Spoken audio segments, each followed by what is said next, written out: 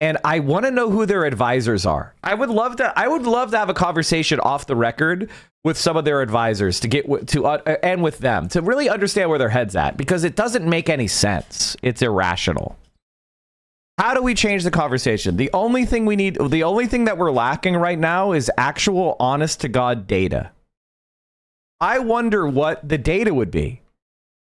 I wonder if somebody did a poll where we called up the American people and we said to them, would you be interested in a new political party led by Bernie Sanders and people who agree with Bernie Sanders? Bernie Sanders and AOC are not the problem. In fact, and spray painted the words, "Mike is a cheater," all over the vehicle. Well, the veteran who owns the car told us she has no idea who Mike is. Mike. I don't know. He's handed the keys to Elon Musk and is selling this country for parts to the richest people on the planet for a kickback. And in exchange, they will bankroll his campaigns and those of his allies. They scratch his back, he scratches theirs, and the rest of us are left behind. So today we are here to say, very loudly and clearly, no, we will not accept an oligarchic form of society where a handful of billionaires run the government.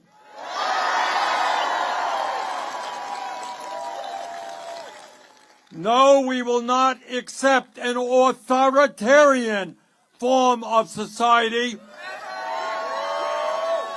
with a president who undermines the Constitution every day and is working aggressively to take away our freedom of speech and freedom of assembly. Furious voters voicing their outrage at lawmakers, both Democrats and Republicans. Some Republicans facing heat over supporting the cuts from DOGE. Meanwhile, lots of Democrats being told they're not doing enough to push back against the Trump administration. CNN's Eva McKen is in North. I love AOC, but she shat on Marxists. No, she didn't. People are misinterpreting that because they're stupid. They're misinterpreting what she said.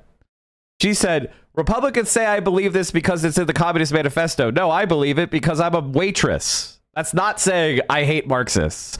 That's just her making fun of the Republicans. That's not her hate. Like, you're just misinterpreting that. Jesus fucking Christ. Like, what do you expect her to do? To go up there and be like, Stalin and Lenin were right. America, KKK, is the evil empire, and we need to destroy America, KK. Like, what the fuck are you talking about? She's saying that this is a self-evidently class-based. She's not coming from it from some sort of intellectual thing. She's coming from it because she experienced the real world.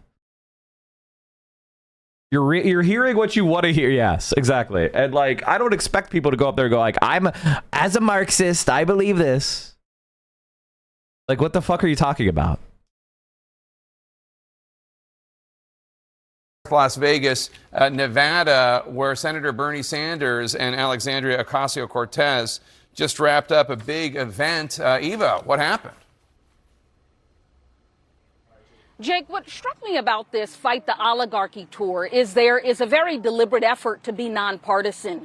You heard Congresswoman Alexandria Ocasio-Cortez say several times, no matter if you disagree with me on a whole host of issues, if you are willing to fight for working class voters, then you belong here. And that really flies in the face of how the left is often characterized as dogmatic and not pragmatic. But that is not what we are seeing here. Senator Sanders says that he understands that both parties are captured by big moneyed interests, and this is a real effort, regardless of ideology, to call back the working class and bring them into coalition. This isn't just about Republicans. We need a Democratic Party that fights harder for us too. We, as a community, must choose and vote for Democrats and elected officials who know how to stand for the working class. And so, Jake, you heard the congresswoman there. She didn't spare her own party, even though she didn't mention Senator Schumer by name. This is just one stop over the next several days that they will make. And I'll end with this. There is clearly an appetite for this message. It's unclear if they are peeling off some of the conservative voters that may have voted for Trump. That is certainly the goal here. But the Democratic establishment cannot afford to ignore this energy center of the party. There may be some that try to dismiss this, but they have a lot of enthusiasm here on the ground. Alexandria Ocasio-Cortez wages that Democrats would do a lot better with voters if they looked less like diplomats searching for a compromise and looked more like prize fighters for the working class. This isn't just about Republicans. We need a Democratic Party that fights harder for us too. Here's the problem. Here's the problem with this entire strategy. It has no purpose. And like, I appreciate what I get what they're kind of doing, which is like they want to be seen as the people that are the voice of the grassroots, which is about like a kind of medium term strategy, right? I get that. But I think the problem that I have with this is it's not really reckoning with the reality of what the Democratic Party is, which is you guys are not leaders in the Democratic Party. AOC and Bernie Sanders are not leaders in the Democratic Party. Chuck Schumer and Hakeem Jeffries are. And they are kissing Netanyahu's feet as Netanyahu says, thank God Biden lost. Like, the Democratic Party that they want is not the Democratic Party that exists. It just doesn't exist. And you guys have won elections. Like, Bernie Sanders won because he ran against the Democratic Party. You won because you primaried a member of the Democratic Party establishment and people were enamored by your story. And you have represented this kind of millennial leftism. But you are not a leader in the Democratic Party. We made you famous. The Democratic Party hates your guts. They wouldn't even give you a meaningless job as the ranking member of the Oversight Committee. They embarrassed you and threw their weight behind a fucking elderly guy with cancer who sucks. Like, you're not a leader in the Democratic Party. I think this is kind of part of the problem, is like people are not talking to AOC and Bernie Sanders honestly. You guys aren't on the team. They hate your ass. And they'll never, ever, ever, ever allow the Democratic Party to fall in your hands without significantly sabotaging it. Let's say that AOC won the Democratic primary. Do you know what would happen? The right-wing Democrats would put fucking bombs on the bridges of the Democratic Party and detonate them on their way out. They would steal the treasury of the Democratic Party. They would endorse an independent. They would do everything they could to defeat her and keep her out of office. So my question is, okay, you know that's the case. You know that the Democratic Party is going to pour hundreds of millions of dollars of Republican super PAC money in the Democratic Party primary. I get that it's hard. Let's get back to this in a second. I want to get back to this second. Let's watch Hasanabi talking with Bernie Sanders and AOC. It didn't last very long, which is another problem, right? And this is kind of the crisis that we're in. This is the crisis that we're in, which is, it's not that I don't like Bernie and AOC. In general, I do. I think the way they reacted to the pro-Palestinian movement was slow-footed and out of touch. And I think that they're operating in ways that to me sound irrational. And I want to know who their advisors are. I would love to have a conversation off the record with some of their advisors and with them to really understand where their head's at, because it doesn't make any sense. It's irrational. It's irrational. Going halfway on Israel isn't good enough for the Israeli lobby. The Israeli lobby wants you to pull a John Fetterman. If you're not John Fetterman, the Israeli lobby is going to primary you for somebody who is John Fetterman. So why are you giving them anything? The only way you're going to defeat the Israeli lobby is to defeat Israel itself. They have declared war on reasonableness. They only want fealty. You can't be someone who generally likes Israel and supports Israel, but wants them to follow international law and to give the Palestinians a state. That is not a permissible opinion anymore. Liberal Zionism is dead. They killed it. And they declared they want a fascist ethno-state doing genocide and ethnic cleansing. And you're either with them or you're with the terrorists. That's their position. I didn't make Israel do that. I didn't make Israel kill 200,000 men, women, and children in indiscriminate bombing. I didn't make them say they were going to collectively punish the Palestinians. I didn't make them violate international law. It was not my fault they did that evil shit. They're doing it, and they're declaring war on me for objecting to it. And so, like, you know, you try to do this thing where it's like, well, I don't want to give offensive weapons to Israel. All weapons are offensive weapons because the Iron Dome lets Israel attack with no consequences. If you fund the Iron Dome, if you fund Israel's air defense network, then they can bomb and attack other countries and not worry about a counterattack. If you provide aircraft carriers and fighter jet protection and you install the THAAD system in Israel that protects them from missiles from outside, if you're fighting their enemies in Yemen, then you are helping Israel do the genocide. There is no distinction. And by the way, they're not grateful. They're not like, cool it on anti-AOC attacks. She gave us the Iron Dome money. Or she voted present on the Iron Dome. Cool it with AOC attacks. Quite the contrary. They have said, oh, you don't want us to kill every child in Gaza? Well, we're going to spend $25 million in your primary. Good luck. Good luck winning. Do you know what $25 million does in a congressional primary? That means every single person in your district who votes has 35 mailers in their mailbox about how you're a fucking Nazi.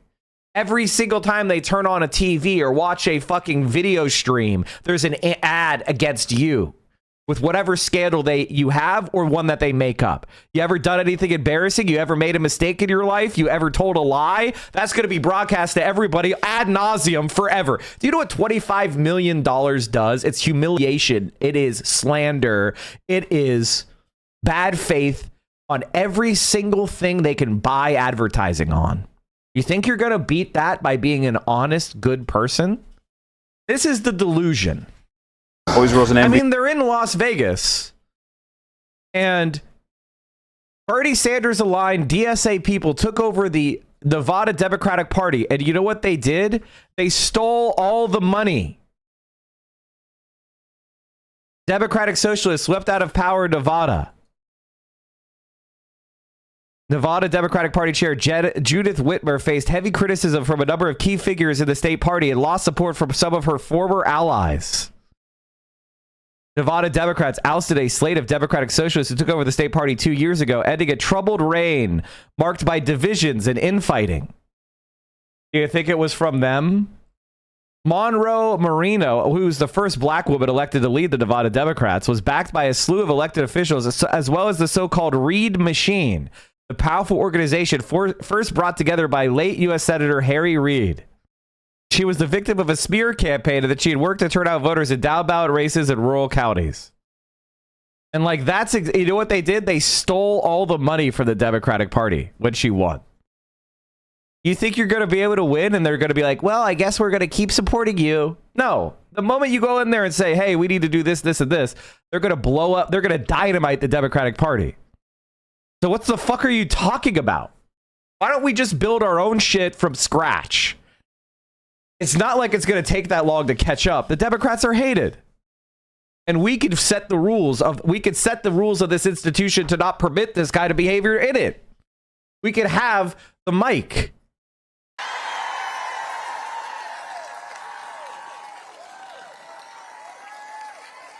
But what that means is that we, as a community, must choose and vote for Democrats and elected officials who know how to stand for the working class. I want you to look at every level of office around and support brawlers who fight, because those are the ones who can actually win against Republicans. Let's be real about that. Brawlers. I assume you approve this message. 100%. Absolutely. Democrats are in a crisis right now. They're on life support. They have a testicular fortitude problem. They're not fighting nearly as hard as they need to fight for the American people, as was seen last week during this CR vote in the Senate. It's a problem. And for me, it's not about the parties, because the parties are going to kind of do their thing. It's about the people rising up and holding the parties accountable. Democrats have fighters. Jasmine Crockett, AOC, Ayanna Pressley, the whole squad, Greg Casar, Pramila Jayapal, and governors and mayors across the country are fighters. But we need some of the OGs in the party to elevate, uplift the younger people, or do they and need take to, a step do back. they need to step aside? And or step aside, because we need to hear new, fresh, bold voices. That's what the American people want. And if the party doesn't do that, the party is about to be finished. I hope that AOC, Pramila Jayapal, Greg Casar, I hope they're the new face of the Democratic Party, because Republicans will be winning elections all over the country if that is the face of the Democratic Party. Are you? I mean, y'all listen, a district like mine that Joe Biden won by 10 points, okay, 10 points. Kamala Harris won by half a point. Okay, I won by 6.5 points, 24,000 votes in a district that has 85,000 more Democrats than Republicans. Why? And you're right. Because the Democrats. Democrats. But you ran against a cornball candidate. You had He was your friend. He was not my friend. He was your friend You long had ago. someone running against you who was not a strong candidate, and we still that have, we agree on, We but- still have consultants and big money controlling the But you're Democratic missing- Party, you're missing- compromising She did it. outperform Kamala Harris in her Come on district. now. Trump did, Sure. Trump He did knows better this. than But here's my point. The New York, look no further than New York, where issues like cashless bail have been a disaster, issues like sanctuary state status, congestion pricing. In districts like mine, where Democrats on paper should win big, they're losing. And so if the messenger is AOC, who, by the way, was originally from my district, she grew up in Yorktown, not the Bronx. If AOC is the face of the Democratic Party in swing districts all across this country, she will mobilize voters way more than Nancy Pelosi ever did. Let me just add the counterpoint within the Democratic. Yeah, guys, there's a bunch of people who are waiting on the sidelines who don't vote Republican, but if they saw AOC, they'd be coming out of the woodwork. See, by the way, chat, do you know why Lawler is saying that? If he actually thought that, he wouldn't say that. If he actually thought Bernie Sanders and AOC were easy to beat, he wouldn't say it. He would be like, man, you know, Bernie Sanders, AOC, they have a lot of challenging ideas. They're kind of scary, because he would want to do the Pied Piper strategy. He doesn't want to help the Democrats. Yeah, Mike Lawler. Yeah, he wants the Democrats to have more. He's really scared of Joe Biden. He's scared of Joe Biden, guys. If you only do more neoliberals, he'll be so frightened. Democratic Party to what AOC is saying from this is and Mondaire Jones is AIPAC machine, and Mondaire Jones came out and ran for that AIPAC money, and guess what happened, chat? They put a pie in his face and said, you're not pro AIPAC enough, you're not pro Israel enough, and Lawler went out there and said genocide now, genocide forever, and they were like, that's our guy. So it doesn't matter how far right you go on Israel, they'll want more far right. $590,000 from the pro-Israel lobby. Slotkin, she gave the Democratic response to the State of the Union address much more of a moderate voice in the party. Listen.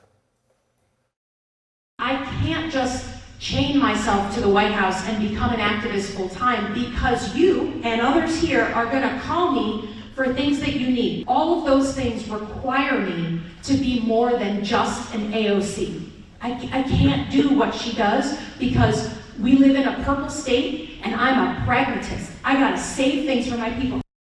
See, things are getting messy. Come on, there. son. It's getting very messy. That's white flag energy right there. Names are that's being white put flag on the table. energy right.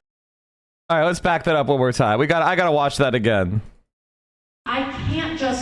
chain myself to the White House and become an activist full time because you and others here are going to call me for things that you need. All of those things require me to be more than just an AOC. I can't do what she does because we live in a purple state and I'm a pragmatist. I gotta save things for my people. See, Things are getting messy. come on, there. son. It's getting very messy. That's and white flag energy right there. Names are That's being white put on the flag table. energy right there. No, I think she's right. I think she's right. Lawler's like, oh my God, at least Slotkin is so right.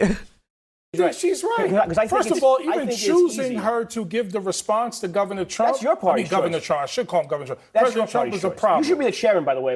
This is crazy. All right, let me let Joe finish. Go ahead, brother.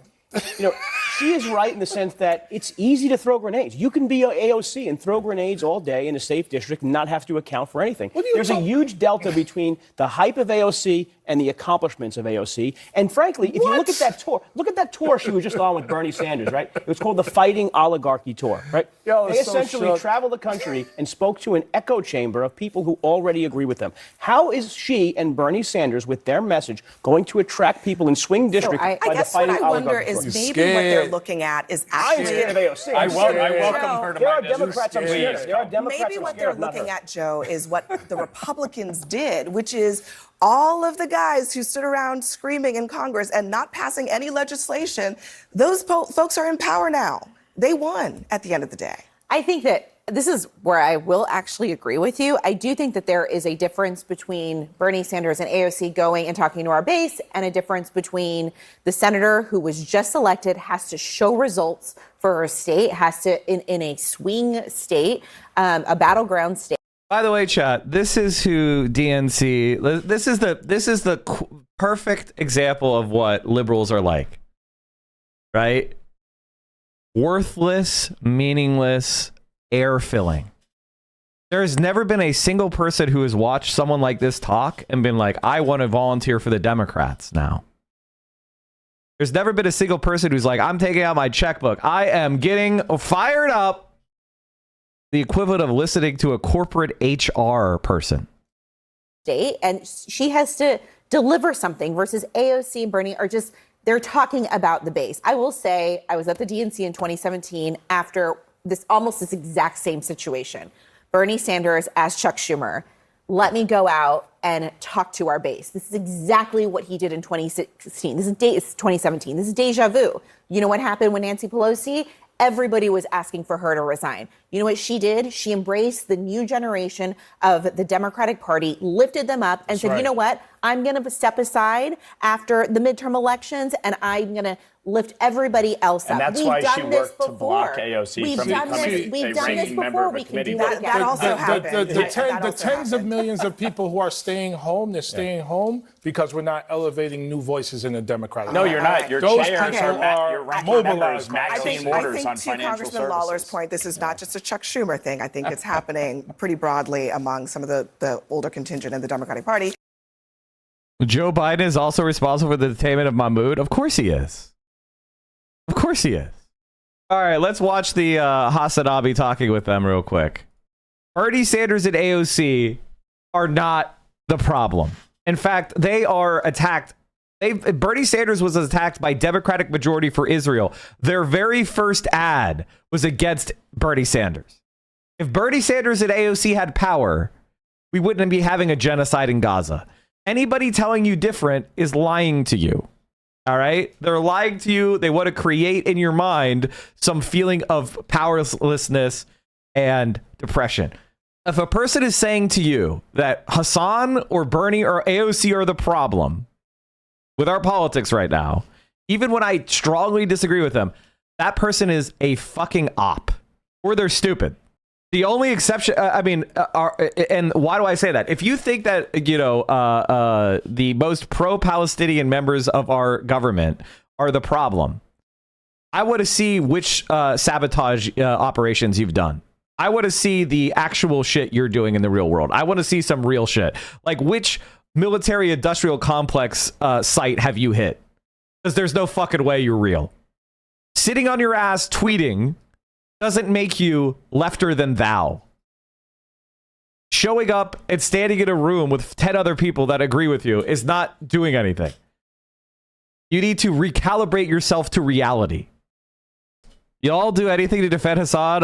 You'll not be asking a single question. AOC, who voted for more settlements in Gaza, and Bernie the other day pushed away Code Pink for asking about my mood. Like, be for real. That's absolutely not the case. They have time and time again come out and spoken out on those people. AOC organized a letter for Mahmoud. She was the first congresswoman to talk about it. Like, it's just like, come on, man. You're just making shit up. I have my criticisms of AOC. Endorsing Kamala Harris and saying she was working tirelessly on a ceasefire was a fucking joke. But I could at least respect the people that wanted to stop Trump. I could at least respect. I didn't take that position because I felt like Kamala Harris was a genocidal maniac, and that if we actually wanted to beat Trumpism, then you had to stop her, and you had to stand up to her and withdraw your vote so she would change positions. But I could at least respect the people who were worried about the risk of Donald Trump, because I don't know if you noticed, they were right about that. Donald Trump is worse than Joe Biden. So I can at least respect that calculation. It was wrong. The only way to defeat Trump was to actually stand up against Joe Biden and be against the genocide. But that water is under the bridge. They were wrong. I was right. But I at least understand why people made that calculation. It at least has some rationality behind it. I don't agree with people saying we should trash the public faces of leftism for what? What's your plan? There is no plan. What's your alternative? You have no alternative. Bernie voted yes, a pro-genocide Senate Resolution 72. No, he didn't. I'm a D1 viewer of Mike. That chatter just flat out lying. It is what it is. This is exactly what liberals said. LMAO. That's no, we did. That's no, it's not.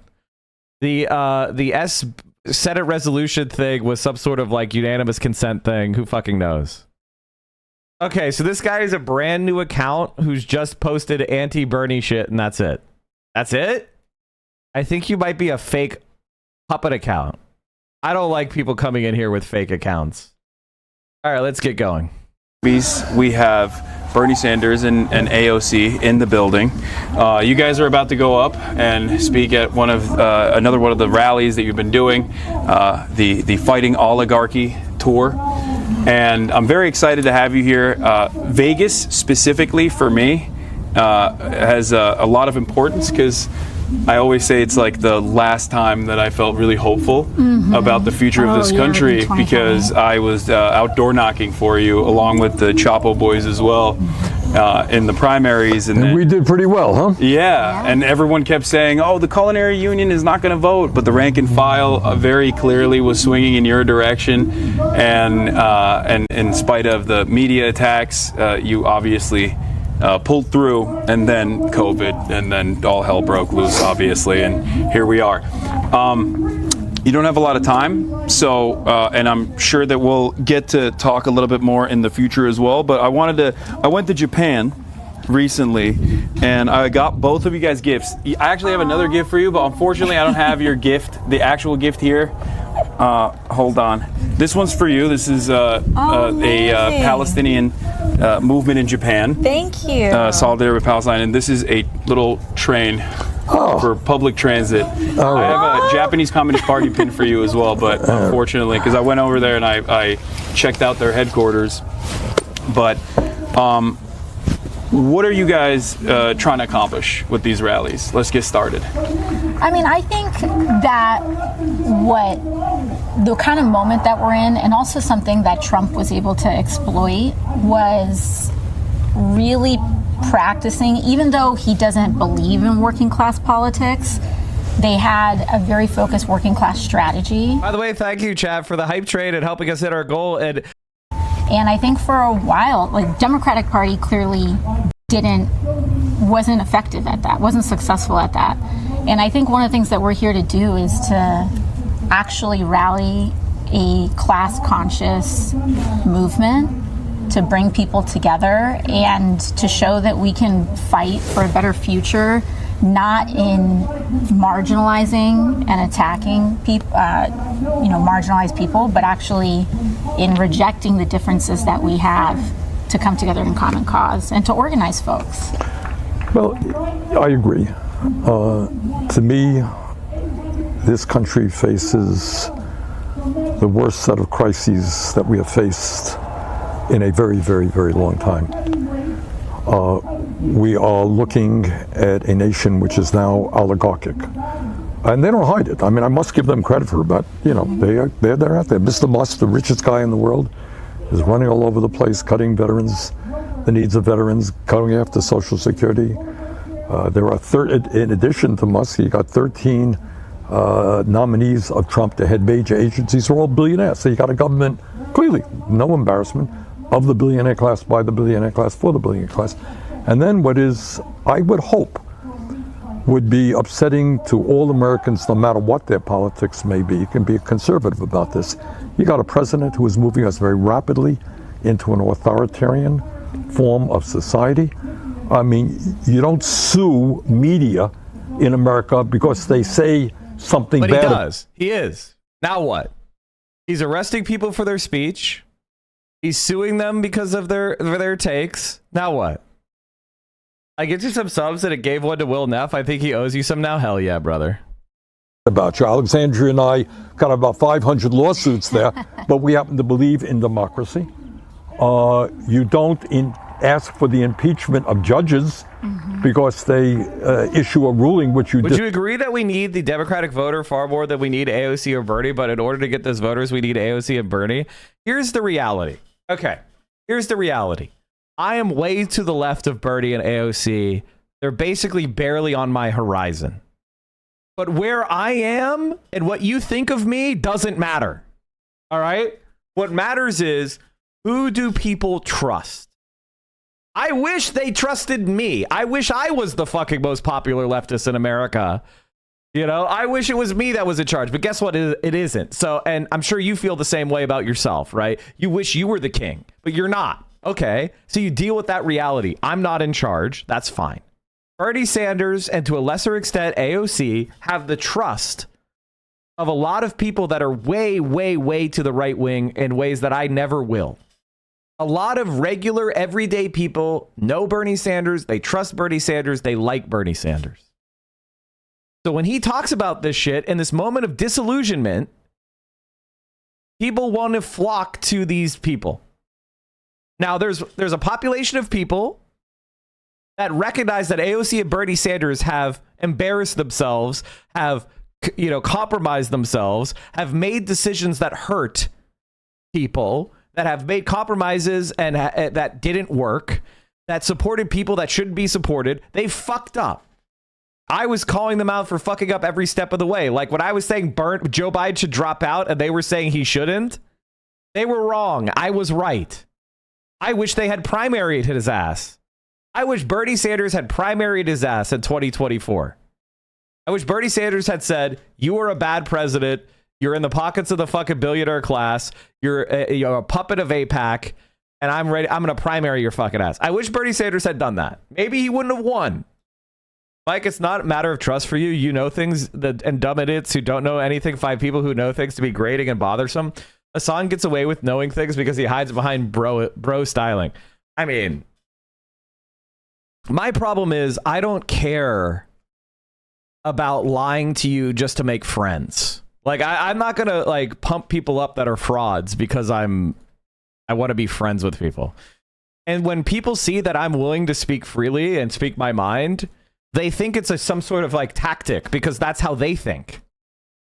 The number one strategy that to know how people, that if somebody is kind of like sussy, is they're like, oh, Mike is actually an X, Y, and Z instead of what I say that I am openly. Do you think that I could put up some sort of act for years? And the reason why they do that is they don't want to deal with my arguments because my arguments are not easy for them to refute. I think that Bernie and AOC were scared about being blamed for Trump winning again. If they were too antagonistic to the Democratic Party, they should have just realized they'll be blamed regardless. And they were blamed. They were blamed. And they are blamed. And they are disrespected. And they are backstabbed. Sarah McBride and other devs have discussed how the party must accept devs with differing stances on trans rights to not alienate people. Sarah McBride is just a careerist, you know? I don't know what else to say. Disagree with. So it is, these are tough times. And what we have got to do is rally the working families of this country to stand up to oligarchy and to demand that we have an economy and a government that works for all, not just the people on top. So one way that this government, I think, the Trump administration has been able to very expertly tackle these issues is by using an entry point of pre-established marginalization. Obviously, the erosion of civil liberties is happening all around, but like in terms of attacking free speech, a fundamental principle that I think all Americans agree on. And the way that he's done this, the way that this administration has attacked free speech is by doing something that previously has only been utilized in the darkest times of American history. I'm of course talking about Mahmoud Khalil being potentially being deported, or at least having his green card revoked for basically nothing. That the administration has all but admitted for no discernible reason other than the fact that he was the lead negotiator on the student side, the student protesters at Columbia campus. On top of that, just like in Nazi Germany, the Trump administration is now trying to put up an academic receivership and take charge and take control over different institutions within Columbia. And I feel like this is a grave mistake. Do you feel like the Democrats have any sort of interest in fighting back against this? Not regardless of what their opinion might be on Israel, the fact is that this is greatly going to expand, and it's simply just the entry point. Like the Palestine conversation is simply an entry point that has at least like some semblance of institutional backing. But it's obvious to me that they're going to go after a lot of other people, including but not limited to the French researcher, according to Le Monde, that was denied entry into the country because they looked through his phone and they found out that he had criticized Trump's elimination of grants. I think there actually is critique of Hasan. He spends too much time contextualizing the conversation before allowing his subjects to respond. I think a couple things here. Hasan is used to longer form interviews and he's not as used to short form ones, and he wants to give them, I think part of it is he wants to challenge them and give facts so that they have to make a more fulsome answer, which is good because that's a different style than most of the time. He's not a typical interviewer that wants to ask these very open-ended questions. He wants to challenge them and push them with important context for the viewer. I think that's totally fine. Support for it because of the free speech grounds on it. Because of the free speech grounds, because when ICE came to try to pick up, in Mahmoud Khalil's case, when they tried to pick him up, they offered no warrant. These were unmarked people. There were no charges. And so you have Senator Durbin and Senate Judiciary, right, Bernie? I think he is the ranking member of the Judiciary. I believe they released a statement talking about how they want to move on this. But I also think that it goes without saying that there is still profound money and interest that remains dedicated on both sides. Has Ethan lost his shit on Bernie and AOC talking, Hasan talking to Bernie and AOC? Yes. Yes, he did. What he did is he found some sort of ultra leftist who was like, don't talk to Bernie and AOC, they're genocide supporters. And that's what he promoted. Somebody give me a link to that. Also, you can see why the CIA loves ultras. Why the security state loves anarchists. Because they're dumb. Of the aisle in trying to marginalize and also conflate criticism of Israel as anti-Semitism, right. And we have to be very aware of that too. We have very limited. That account, it was disappointing to see the Fed posting. There's plenty of accounts that I like, but who fall for liberal identity politics bullshit or engage in this kind of like holier than thou. I'm an anonymous account online, and I'm going to post about how I'm the true ultra. And it's like, if I don't see your face and name, I don't want to hear how you're more left than me. If I don't have your face and name, I don't want to hear how you're more left than me. Because you're not a real person. You don't have to live with the consequences of what you say. Bernie just literally voted for genocide on Palestinians. We're just supposed to be cool with Hassan the Hun normalizing him in leftist spaces? No, fuck that. Hassan is often a positive influence, but this is a fucking penalty. Fuck Bernie, fuck AOC, and fuck you for platforming them. Guys, how dare you platform Bernie and AOC? They're just using words. They're just using words. Limited time, and you guys have to. Do I need to? Sorry. You got no time. Going up. I'm going. Okay. It's my cue. All right. Just Sorry, a minute. The thing about Hassan is like, I wish he needs to be like, this is my personal opinion with Hassan. He needs to be a little bit more pushy. He needs to be a little bit more pushy. Like, I'm going to have 50,000 people watching. I need to have this amount of time locked in.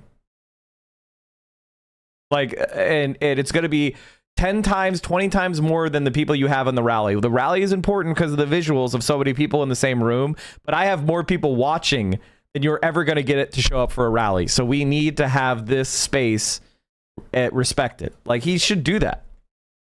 You know, I think Hassan's problem is he still thinks of himself as like just a Twitch streamer guy.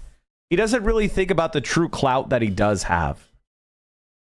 And it's not because he's trying to be arrogant. It's more like he's helping them be smarter. All right, perfect.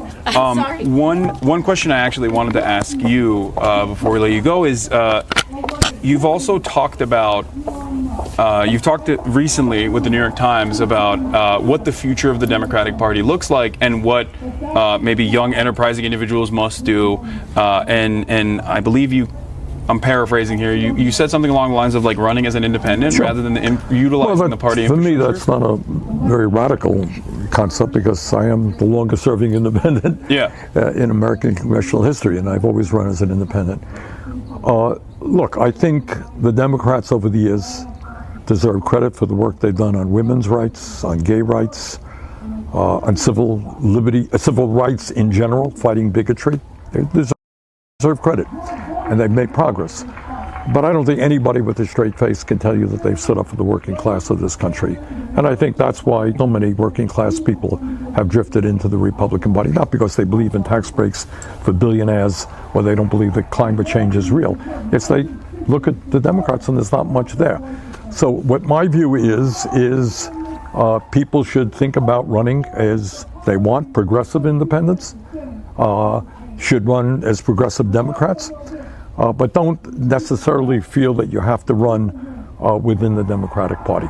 And I think as you may recall, in Nebraska, a fellow named Dan Osborne ran a really, really powerful campaign as an independent, running as a very proud trade unionist, running on economic issues, and he did extremely well, much better than anyone had anticipated. So that was my point, and I think it makes sense. Do you feel like there's any sort of momentum to break through the duopoly in this structure as someone who has run as an independent? It is. Long career? It's a long discussion. If you're asking me, do I think we could start a third party tomorrow? I don't, for a lot of reasons. Why not? I mean, like, do I think we could start a third party tomorrow? Like, you know, yeah, of course it's not going to happen overnight in the sense that we're going to just start a third party and instantly win. Let's say this. If you could know in 3 election time that we could start a left-wing party and they would win a landslide in 3 elections, but you'd have to lose 2 more elections on the way. So on the 3rd election, we win in a landslide, but we lose 2 more elections. So 1 more midterm and 1 more presidential year are both lost. But you know for a certainty that 3 elections from now, we win a landslide and we get to enact all the policies we want. Our magical Christmas land comes true. Would that be worth doing? And so, like, that is the kind of, like, question, which is, okay, the Democratic Party right now is at an all-time low in popularity. The leadership of the Democratic Party is weak. Who are they? If you started a third party and you directly challenged for the voice of the center-left in this country, who are they going to throw up to stop you? Who is going to be the party? Who is going to be the representative of the Democrats? We have no donors. Yes, you do. It's the Bernie Sanders donors. And by the way, money matters less than ever before. And more money will arise, the more likely it is that you're going to win. Like, this is happening all over the world. whether it's Melanchon, whether it's Morena in Mexico. There are left-wing parties that have popped up and competed. And I wish that wasn't the right move. I wish the Democratic Party was more democratic, but it's not. It's a party captured by the donor class and the consultant class. They just don't care what you and I think. With restrictions in various states making it almost impossible. But I think what you're seeing is massive discontent with both the Republican Party and the Democratic Party. More and more people are looking for, I think, independent alternatives. Yeah. Oh, you? Yeah. Okay. All right. Well, all right. Listen, great to see you. We'll hopefully do this again very soon. Okay. Take care. All right. We'll go over the. I think the main thing that I would say is I don't think Bernie and AOC really even entertain the idea, and I haven't seen any. Okay. Here's what I think we should do. We've got to change the conversation. We've got to change the conversation. How do we change the conversation? The only thing that we're lacking right now is actual honest to God data. I wonder what the data would be. I wonder if somebody did a poll where we called up the American people and we said to them, would you be interested in a new political party led by Bernie Sanders and people who agree with Bernie Sanders? That's what I would. That's the only thing I want to know. Would you support a new political party led by Bernie Sanders? And I want to see what the results would be. So you could versus a Democratic Party led by Joe Biden, a party led by Bernie Sanders, and a party led by Donald Trump. And I want to see what the numbers would be. Let's see what the numbers would be. Joe Biden's Democratic Party or Chuck Schumer's Democratic Party, whatever you want to say, whoever you want to do Chuck Schumer as the leader, he's the leader. Chuck Schumer versus Bernie Sanders versus Donald Trump, and see where it is. I don't know where it would come out. I don't know how it would shake out. But I'm curious. I could see all sorts of results, right? I could see Donald Trump at 40%, Bernie at 35%, and the Democrats at 20-something%. I could see that. I could also see Bernie Sanders at 50. I think there's a whole range of shit that I could see. I don't know what the answer would be. I think discounting the idea of a third party out of hand because it's hard is, I've lived through major third parties. I was here when the Reform Party was started. Does anybody think that Ross Perot is better thought of than Bernie Sanders? Does anyone think that Ross Perot is going to be was a better? I mean, like, that motherfucker was up in the polls at one point, like literally number one. He ended up getting 19% of the popular vote. If Ross Perot wasn't a fucking doofus who dropped out and then tried to jump back in, he probably would have been might have even pulled off an electoral plurality. I don't think it's as hard as Bernie Sanders says it is. I mean, yes, it's harder to run as a third party than as an independent, as an independent or run. Although I don't even know if that's true in every state. I'm with you, but the premise is Bernie is at his age and willing to do all this shit for years. He's not. As far as I know, he's running for another Senate term, right? He just got to, he's going to be in this for at least another 4 years. Probably longer. And as far as I'm concerned, I don't give a shit how old he is. I legitimately don't care. Donald Trump is 80 fucking years old too. Who gives a fuck? Joe Biden is old as fuck. Who gives a shit? If people are willing to vote for these 80-year-old fucking cretins, I don't give a shit. I'd love it to be someone younger, but they need to emerge and actually take the leadership. You can't just pass leadership because of some arbitrary age number. I would love to have someone younger, but no one's risen to the occasion yet. Nobody has caught on as much as Bernie has caught on. As you can see, that vandal badly damaged the car and spray painted the words, "Mike is a cheater," all over the vehicle. Well, the veteran who owns the car told us she has no idea who Mike is.